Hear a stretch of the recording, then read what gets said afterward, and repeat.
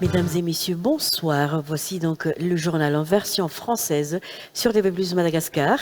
Tout d'abord, voici les titres. En ce qui concerne les conseils des ministres délocalisés, les districts visités tirent parti de leur réalisation dans les régions, a déclaré le député élu à Manour, Manassou Donatang. Le district de Manour en particulier a bénéficié de la mise en œuvre de nombreux projets de construction routière qui a été décidé à l'issue d'un conseil des ministres décentralisé à Sainte-Marie. La protection des aires protégées et de la biodiversité doit impérativement passer par l'utilisation des technologies de pointe, selon la directrice des aires protégées. La lutte pour préserver ces zones en espèces est rude en raison de nombreuses pressions auxquelles elles sont confrontées. Alors que l'attention du gouvernement reste focalisée sur les affaires d'intoxication alimentaire, le VIH de son côté continue de se propager silencieusement, d'après les responsables du système communautaire d'alerte sur le VIH, une situation comparable à celle de la pandémie de Covid-19 en 2020, où les efforts matériels et financiers s'étaient entièrement concentrés sur cette urgence sanitaire. Actualité internationale au Moyen-Orient, des frappes aériennes israéliennes ont tué au moins 28 Palestiniens dans la bande de Gaza, dont 4 enfants, ont indiqué samedi les responsables hospitaliers.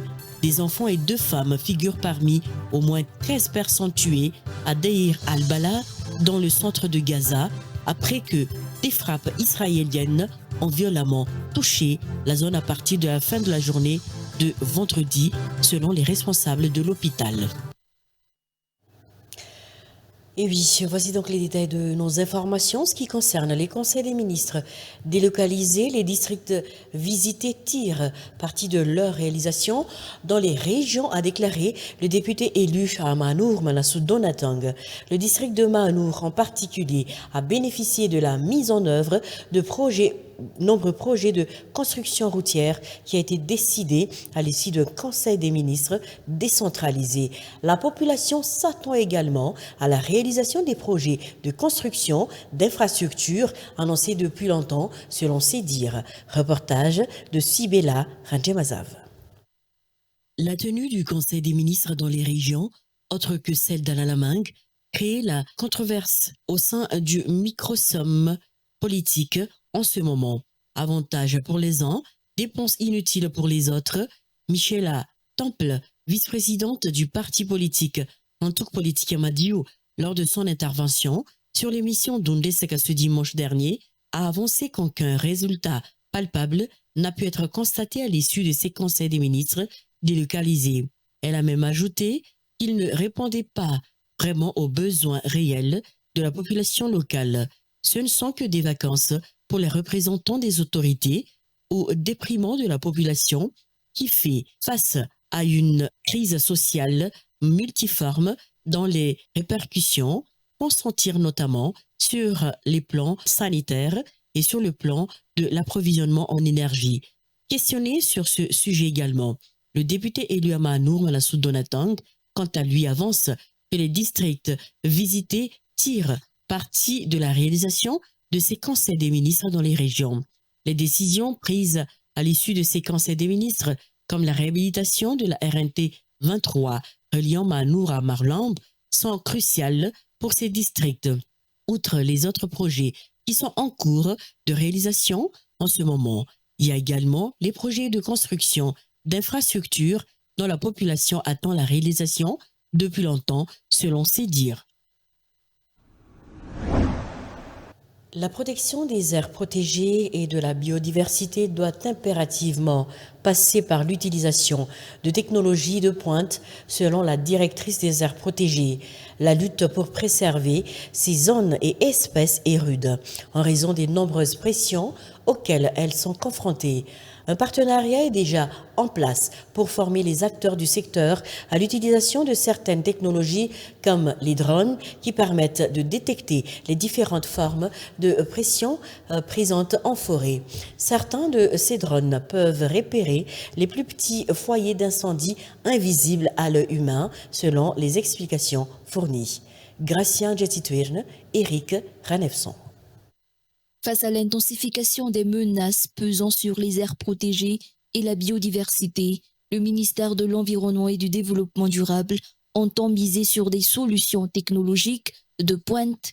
L'utilisation d'outils innovants comme les drones devient incontournable dans la surveillance et la préservation de ces zones sensibles, selon la directrice des aires protégées. La pression exercée sur les forêts et les espèces protégées est de plus en plus forte. Il faut donc employer toutes les stratégies disponibles, y compris les technologies avancées, a-t-elle déclaré. Les drones permettent notamment de détecter les coupes illégales de bois, mais surtout d'identifier rapidement les départs d'incendie, même les plus infimes, qui échappent à l'œil humain. Ces outils déjà utilisés dans le cadre d'un partenariat avec plusieurs organisations facilitent une intervention rapide et ciblée en cas de danger. La plupart du temps, ce sont les flammes visibles qui alertent les humains. Or, ce sont souvent de petits foyers non détectés qui déclenchent de véritables catastrophes, a précisé le coordinateur du projet drone au sein de la Durel. La présentation de ces technologies s'est tenue ce jour, marquant une étape importante dans le renforcement des moyens de protection de la biodiversité. À travers cette initiative, le ministère de l'Environnement et du Développement durable espère mieux anticiper les menaces et réagir efficacement sur le terrain, tout en renforçant les capacités des équipes sur le terrain. Toujours dans le domaine environnemental, les forêts humides de l'Est de Madagascar ne figurent plus sur la liste du patrimoine mondial en péril. La décision a été annoncée lors de la 47e session du Comité de la patrimoine mondial de l'UNESCO qui se tient actuellement à Paris. Selon le ministre de l'Environnement et du Développement durable, ce retrait constitue une avancée majeure en faveur du tourisme durable, de la promotion des emplois verts, du financement des projets locaux et de la visibilité internationale de Madagascar. Reportage. Inscrite en 2010 sur la liste du patrimoine mondial en péril en raison d'exploitation illégale, les forêts humides de l'Est de Madagascar viennent d'en être retirées 15 ans plus tard. Cette décision a été approuvée par le Comité du patrimoine mondial de l'UNESCO et officiellement proclamée au cours de sa 47e session. Ces forêts regroupent 6 parcs nationaux, Maswal, Mardzed, Andwahel, Zamen, Ranmafan et Anjingch, reconnus pour leur biodiversité exceptionnelle. La délégation malagasy, conduite par le ministre de l'Environnement et du Développement durable, a représenté la voix de Madagascar à Paris lors de cet événement décisif. Cette reconnaissance résulte des efforts soutenus du ministère qui a travaillé en collaboration avec Madagascar National Parks, les autorités locales, les communautés de base ainsi que les partenaires techniques et financiers pour la conservation et la gestion durable de ces aires protégées. Ce succès renforce la place du pays sur la scène environnementale mondiale et ouvre de nouvelles perspectives pour le développement durable à travers le tourisme responsable, les initiatives communautaires et les investissements verts. Alors que l'attention du gouvernement reste focalisée sur les affaires d'intoxication alimentaire, le VIH-Sida, de son côté, continue de se propager silencieusement, d'après les responsables du système communautaire d'alerte sur le VIH.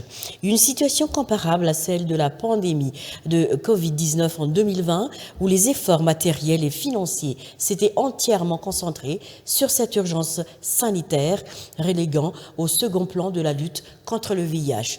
Aujourd'hui, le virus ne touche plus uniquement les populations clés considérées comme les plus exposées au risque du VIH, comme les prostituées.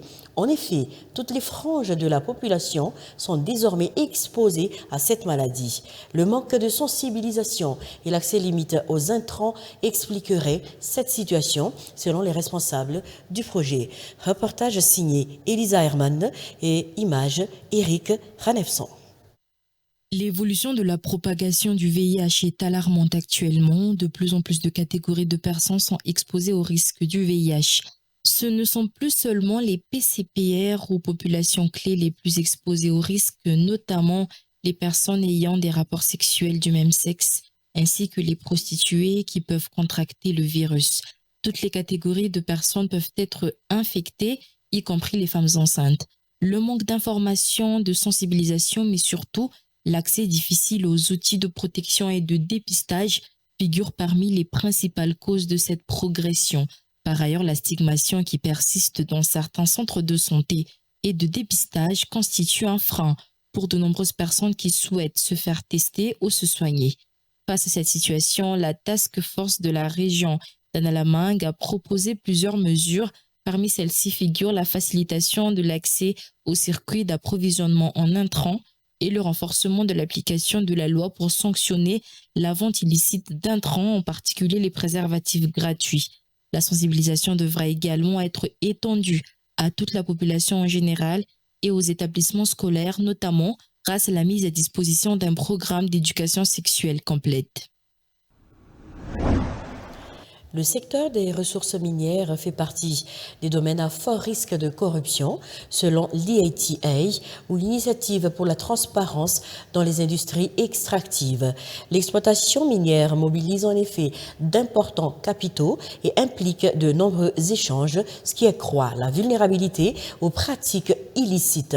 Dans ce contexte, des mesures sont prises pour instaurer la transparence sur l'ensemble des flux financiers liés à ce secteur. Cela concerne toutes les transactions, depuis les opérateurs miniers jusqu'à l'État, en passant par la redistribution des redevances au profit des collectivités territoriales décentralisées abritant les sites d'exploitation. L'IATA travaillerait de concert avec la Direction générale des impôts pour la collecte, la gestion et la diffusion des données et informations relatives à ces flux financiers selon les précisions. Reportage Montine Djemloul, image Omega Ranevzon. Actuellement, environ 15% des recettes de l'État proviennent du secteur minier. Une législation est déjà en place pour encadrer la répartition des revenus issus de l'exploitation minière. Toutefois, le manque de clarté sur l'utilisation et la destination de ces fonds reste un problème majeur, alimentant ainsi les risques de corruption. Désormais, un dispositif de suivi rigoureux des flux financiers et des investissements sera instauré dans les secteurs selon l'IATA. Deux lois viendront encadrer les investissements dans le domaine minier en précisant les circuits financiers à suivre. La réception des documents correspondants devra se faire de manière légale et dans les délais impartis afin d'assurer une transparence totale. L'IATA poursuivra sa collaboration avec l'administration fiscale dans la mise en œuvre de ce dispositif. Toutes les données et informations liées aux flux financiers dans le secteur des ressources minières seront rendues publiques et accessibles à l'ensemble de la population. Il sera ainsi possible de consulter en toute transparence les taux de redevance, les impôts versés, ainsi que les parts reversées aux collectivités territoriales décentralisées à travers les mécanismes de redevabilité prévus. Un accord officiel a été signé entre l'IATA et la Direction générale des impôts pour renforcer la transparence des investissements dans le secteur des ressources minières. Et pour finir, actualité internationale, au Moyen-Orient, des frappes aériennes israéliennes ont tué au moins 28 Palestiniens dans la bande de Gaza, dont 4 enfants, ont indiqué samedi des responsables hospitaliers. Des enfants et 2 femmes figurent parmi au moins 13 personnes tuées à Der al-Bala, dans le centre de Gaza, après que des frappes israéliennes ont violemment touché la zone à partir de la fin de la journée de vendredi, selon des responsables de l'hôpital de martyrs d'Al-Aqsa. Reportage de France 24. La bande de Gaza, à nouveau frappée par les bombes israéliennes. Les frappes ont visé la ville de Der el-Bala au centre de l'enclave, mais aussi ce camp de déplacés, plus au sud. Un projectile est venu s'abattre au milieu des tentes. Ils ont dit qu'Al-Mawazi était une zone sûre. Nous sommes donc surpris de voir que c'est devenu une zone de frappe, une zone de mort. Aujourd'hui, ici même, il y a eu plusieurs frappes tuant des gens dans des tentes. En plus du bruit, il y a eu des bombardements continus cette nuit sur Khan Younes et les enfants n'ont pas pu dormir. À l'hôpital voisin, les sacs mortuaires s'entassent. Cette mère a perdu son enfant. Le monde ne veut pas voir comment les gens meurent ici. Des enfants meurent ici. Qui pensez-vous qui meurt ici? Des combattants? Mes enfants sont-ils des combattants? Ils dormaient, assoiffés et affamés. Mon fils m'a demandé du pain. Il est mort sans manger. Des dizaines de personnes ont été tuées dans la nuit dans l'enclave palestinienne. L'armée israélienne annonce avoir frappé 250 cibles ces dernières 48 heures. Des postes de snipers ou des caches d'armes notamment. Pendant ce temps, les négociateurs discutent d'une trêve au Qatar. Des tractations qui patinent. Principal point de blocage, le Hamas demande un retrait des troupes israéliennes, une condition que refuse l'État hébreu, qui voudrait garder le contrôle d'au moins 40% de l'enclave. Depuis fin 2023, plus de 57 800 personnes ont été tuées dans la bande de Gaza, selon les autorités sanitaires, qui estiment que plus de la moitié étaient des femmes et des enfants. Et c'est la fin de cette édition. Merci de l'avoir suivi. Prochaine édition en version malagasy, bien sûr, sur TV+ Madagascar, dans Nivovo à 19h30. Et je vous donne rendez-vous donc dans le journal en version malagasy. À très bientôt. Au revoir.